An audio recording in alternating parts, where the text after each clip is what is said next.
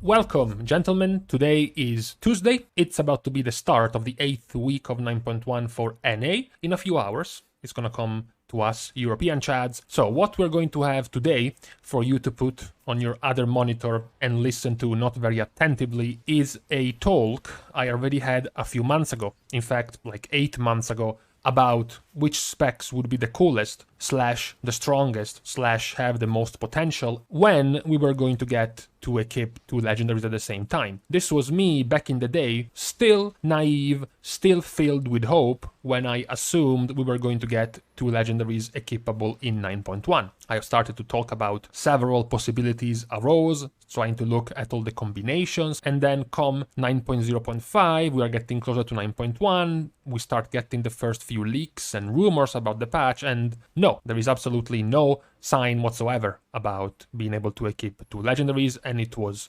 so. Now, however, now that we have gotten past 9.1, so we have to look forward, now that we can kind of see that very likely there is not going to be a 9.3 patch, there is not going to be a fourth major raid. It is very likely now that the only other place where Blizzard will be able to slot the feature of being able to equip two legendaries at once is going to be in 9.2. We do know, as per Ion Azikostans himself, as per the lead game designer himself, that we were eventually in Shadowlands going to equip two legendaries. We just did not know when. So, completely unfazed by the possibility of jinxing this, I'm gonna go and take a look at which of the specs look more appealing when it comes to equipping two legendaries at the same time. Starting with the Melee DPS, this is a pretty interesting situation because normally, if you were asked this type of question, you would be like, sure, I'm just gonna ask the nerds, I'm just gonna ask the theory crafting experts, I'm gonna look at the sims, and I'm gonna say, okay, the highest simming legendary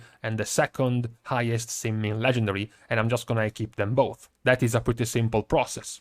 The cool thing about equipping two legendaries is that right now, there are plenty of legendaries that are considered trash, unusable, bad to mediocre, still not really good enough to be considered. However, once you start putting them in together with a different one, they start taking a completely different shape. A simple example of synergy is a legendary like Deeply Rooted Elements for Shaman.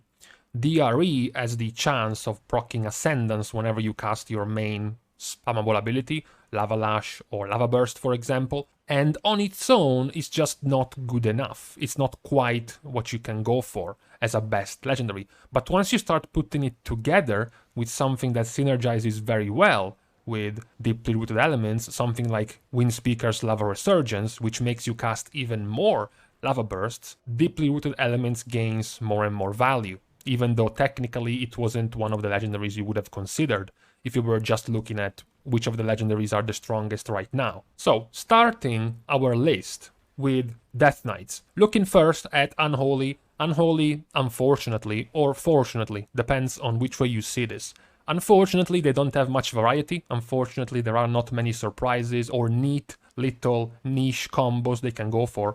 Or, fortunately, you are gifted with two very strong legendaries that are already synergized with each other, so you don't have to go for many different picks. Deadliest Coil and Frenzied Monstrosity work very well off of each other, because Deadliest Coil is going to increase the duration of Dark Transformation, while at the same time, Frenzied Monstrosity is going to buff the attack speed and the damage of your Dark Transformation. So they work perfectly together. On a similar note, when you go for Frost Decay, you also have some pretty good synergy you're gonna be able to go for in this fairy tale world where you can equip two legendaries, called Tira's Favor and Rage of the Frozen Champion. The first legendary is going to give you a 12% chance to refund runes whenever you obliterate, and the second one is going to give Obliterate a 15% chance to trigger Rhyme. This is just going to feed off of itself, gives you more chances to use Obliterate, so to proc both legendaries and work very well in unison. Then you have rogues. Rogues have a few less combinations when it comes to subtlety and kind of also to outlaw. Subtlety is mostly in a similar situation to Unholy in the sense that they have two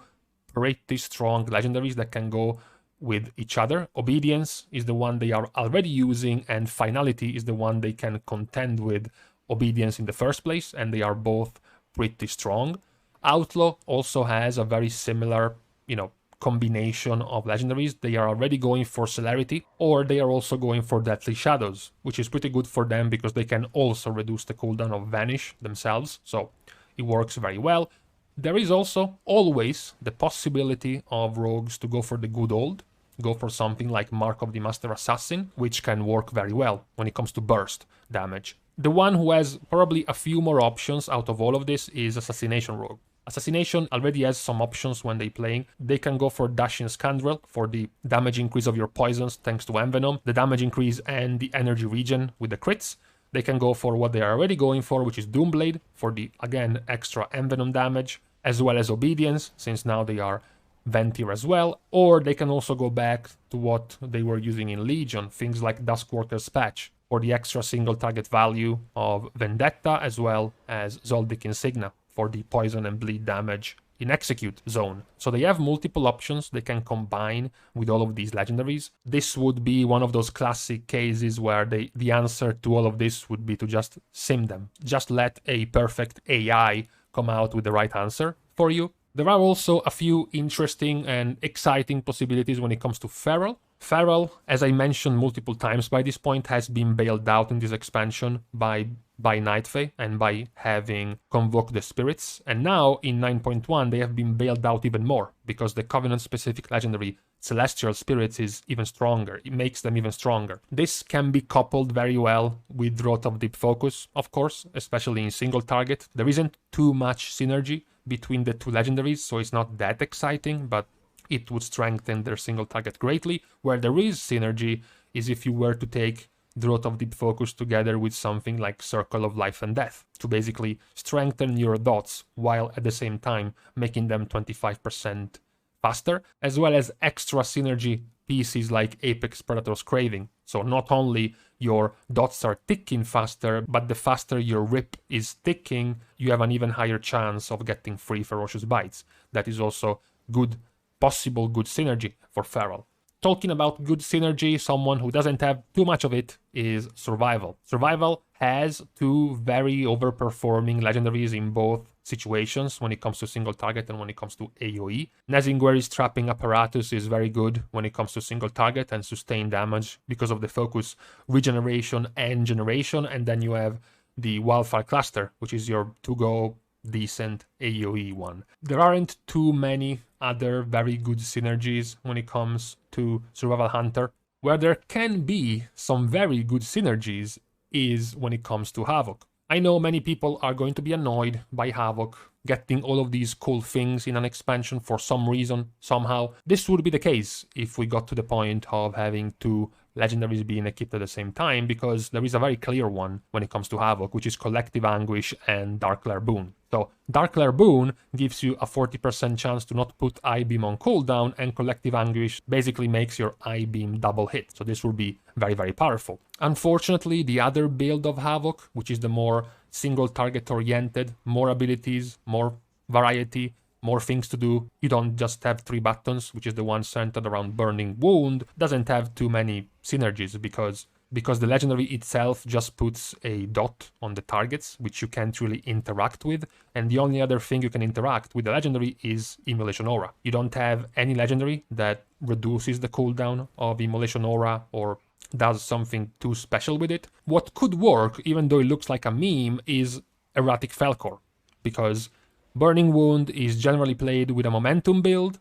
Erratic Falcor is gonna help you get lower CD on your Fel Rush, so maybe it's gonna actually work in that sense. Now we are starting to get to the point where we can see some pretty juicy combos from the last melee specs we have left. One is Windwalker, which is good because, as we know, as the meme goes, Windwalker doesn't scale.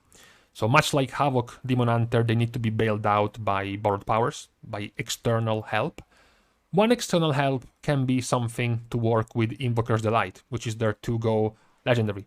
Gaining 33% haste, basically getting a Bloodlust for 20 seconds when your Celestial is being summoned, is going to work very well with Call to Arms, the specific legendary for Kyrian, because Call to Arms is going to make Weapons of Order summon your Celestial, which means effectively you can trigger Invoker's Delight, not just with Xuen as the ability, but also with Weapons of Order. that is going to summon Xuan and therefore trigger Invoker's Delight. That would be very, very strong, very, very good. There is, though, the point that quite a few Windwalker monks are moving to Necrolord instead of staying Kyrian, so this possible synergy would be lost. Although if it was very strong, of course, they would all go back to Kyrian. In that case, there isn't as much synergy when it comes to Necrolord, so it's likely that the Windwalker monks would just default to simply take the stronger single-target legendaries or AoE legendaries. You know, something like Jade Ignition for AoE would be very likely a staple, especially in Mythic Plus. Very, very powerful, although without too much synergy around it. Another spec that has had quite a few synergistic legendaries, so kind of sad because you can't use multiple legendaries, so it was kind of a shame, is Red Paladin, and just Paladin as a whole. The first one that's pretty cool, if only it worked, was the Med Paragon together with Vanguard's Momentum. So the Med Paragon gives you 30% more damage on Hammer of Wrath and extends your wings whenever you use the ability. And then you have Vanguard's Momentum, which gives you an extra charge of Hammer of Wrath, and Hammer of Wrath can give you 4% damage stacking up 3 times, so 12% more holy damage. These two together would work pretty nicely. They would work even better if you were Ventir, because Ventir gives you 100% more damage of Hammer of Wrath inside Ashen Hallow, so very powerful. It could also be pretty cool as a Holy Paladin, which we will go over in the video for healers and tanks, because of course Holy Paladins play with Awakening, so they have a 15% chance on their spender to get 10 seconds of wings.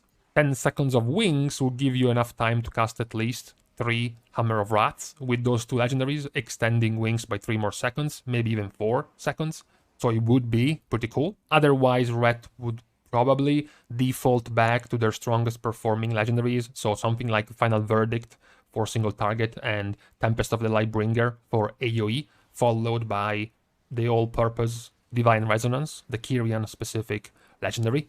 Then we have another spec with some absurd synergy going on for itself, which is Enhancement. So Enhancement got some gross things put together next to each other, because right now Enhancement has sort of moved away from Doomwinds, at least when it comes for raids and a more single target focused type of build, to go for Witch Doctor's Wolf Bones. This is going to reduce the cooldown of your Feral Spirits.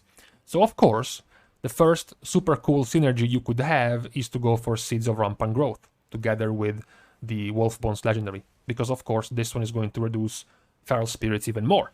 Then I realized there is no need for that to happen, because as it stands, the Witch Doctor's build can already bring the cooldown of Feral Spirits from 90 seconds down to something like 20 to 25. So it's already borderline free of a cooldown, considering the wolves are going to last for 15 seconds, right? So there is no need for Seeds of Rampant Growth. You can go for something else. For example, considering nearly 20% of their damage is going to be Lava Lash with the Feral Spirits build, you can go for Primal Lava Actuators for even more Lava Lash damage. Or maybe you can go back to the Doomwinds build, especially considering it is still very valuable in Mythic Plus. Doomwinds is much more centered around Stormstrike, plays with more Stormstrike usages over time in a run or in a fight, in an encounter. So pairing Doomwinds together with something like Deeply Rooted Elements, giving you a 8% chance per Stormstrike to turn into Ascendance, would be very, very valuable. So that would also look pretty cool for Enhancement. Whenever the double legendary equip is going to come, you do know you already have some very powerful combinations available to you. Lastly, for the melee DPS, we have Warriors. So Fury is kind of shit. Let's just throw it out there. Fury doesn't have too much. Fury is back to playing Ventir. Fury is back to playing the specific legendary for Ventir, Sinful Surge, which makes your Execute, your Condemn, extend the duration of Recklessness. Unfortunately, both of the legendaries that can work with this are kind of working only halfway. Something like Will of the Berserker, for example. When Recklessness expires, your crit